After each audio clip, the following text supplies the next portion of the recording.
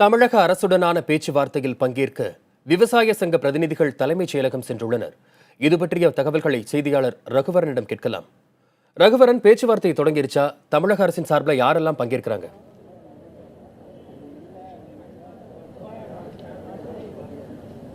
அதாவது தமிழகத்தில் உள்ள விவசாயிகளுக்கு என்னென்ன மாதிரியான பிரச்சனைகள் இருக்கின்றன, விவசாயிகளின் தற்கொலை அதிகரித்திருக்கு, நீர்வளம் இல்லை, இதனால் இது பற்றி தமிழக அரசிடம் விரிவாக எடுத்துரைப்பதற்காக விவசாய சங்கத்தை சார்ந்த 16 பிரதிநிதிகள் தலைமை செயலகம் வந்திருக்கிறாங்க. இதில் இந்திய கம்யூனிஸ்ட் கட்சியை சார்ந்த மாநில செயலாளர் முத்தரசன் அவர்கள் வந்திருக்கிறாங்க. மற்றும் மார்க்சிஸ்ட் கம்யூனிஸ்ட் கட்சியை சார்ந்த பாலகிருஷ்ணன் முன்னாள் சட்டமன்ற உறுப்பினர் தலைமையிலான குழுவும் வந்திருக்கு. அந்த குழுவினர் உணவுத்துறை அமைச்சர் காமராஜர், வருவாய்த்துறை அமைச்சர் உதயகுமார், வேளாண் துறை அமைச்சர் துரைக்கண்ணு, கைத்தறித்துறை அமைச்சர் OS மணியன் ஆகியோர் தலைமையில தான் பார்க்க போயிருக்கிறாங்க இந்த 16 பேர் கொண்ட குழு.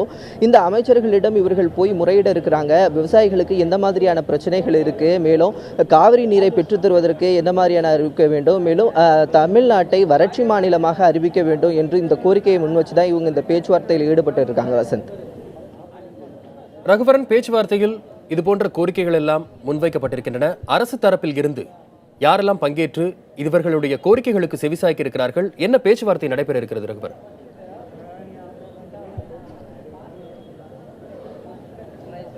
அதாவது கடந்த 26ஆம் தேதி பார்த்தீங்கன்னா விவசாயிகளினுடைய பல்வேறு கோரிக்கைகளை வைத்து விவசாய சங்கத்தினர் அந்தந்த மாவட்ட கலெக்டர் அலுவலகம் முன்பு போராட்டத்தில் ஈடுபட்டாங்க. இதில் திருவாரூர் மாவட்டத்தில் ஒரு விவசாயி அந்த போராட்ட களத்திலேயே அவர் உயிர் நீத்ததை பார்க்க முடிந்தது. மேலும் விவசாயிகள் இந்த தருணத்தில் 40க்கும் மேற்பட்ட விவசாயிகள் வறட்சியின் காரணமாகவும் பயிர்கள் கருகியதை பார்த்ததன் காரணமாகவும் மனமுடிந்து தற்கொலை செய்து கொண்ட செய்தியை அறிந்திருப்பாங்க. இதன் அடிப்படையில் இறந்த விவசாயிகளுக்கு உரிய இழப்பீடு வழங்க வேண்டும், மேலும் விவசாய நிலங்களை பாதுகாப்பதற்காக உரிய முறையில் காவிரியிலிருந்து நீரை பெற்றுத்தர வேண்டும் என்றுதான் இவர்களுடைய பிரதான கோரிக்கை. அது மட்டும் இல்லாமல் தமிழ்நாட்டை வறட்சி மாநிலமாக அறிவிக்க வேண்டும் என்றும் இவங்க தொடர்ந்து இந்த கோரிக்கையெல்லாம் முன்வைச்சு தொடர்ந்து போராட்டத்தில் ஈடுபட்டு இருந்தாங்க.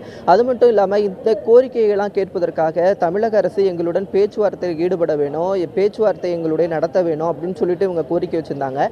தொடர் போராட்டங்களும் தொடர் கோரிக்கைகள் வச்சதில் அடிப்படையில் தமிழக அரசு விவசாய சங்கத்தினர் அழைப்பு விடுத்தது. அதன் அடிப்படையில் தான் இந்த விவசாய சங்கத்தினர்லாம் இங்கே வந்திருக்காங்க. 4 அமைச்சர்கள் தான் இந்த கூட்டத்தில் இந்த விவசாய சங்கத்தினருடன் பேச்சுவார்த்தையில் ஈடுபட்டு இருக்காங்க. வசந்த், ரகுவரன், எவ்வளவு நேரத்துக்கு இந்த பேச்சுவார்த்தை தொடரும் ரகுவரன்?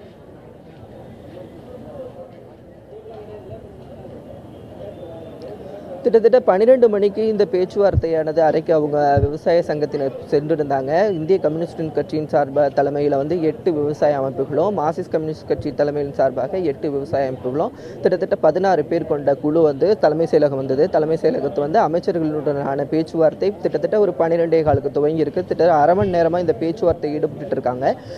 இந்த பேச்சுவார்த்தையில் எந்த மாதிரியான உடன்பாடு ஏற்படுகிறது, அதன் அடிப்படையில் இவங்க பேட்டி தர இருக்கிறதாகவும் சொல்லியிருக்கிறாங்க. வசந்த், விவசாய சங்க பிரதிநிதிகள் தமிழக அரசுடனான பேச்சுவார்த்தைக்கு தலைமைச் செயலகம் வந்திருக்கிறார்கள். அது பற்றியான தகவல்கள் வழங்கியமைக்கு நன்றி ரகுவரன்.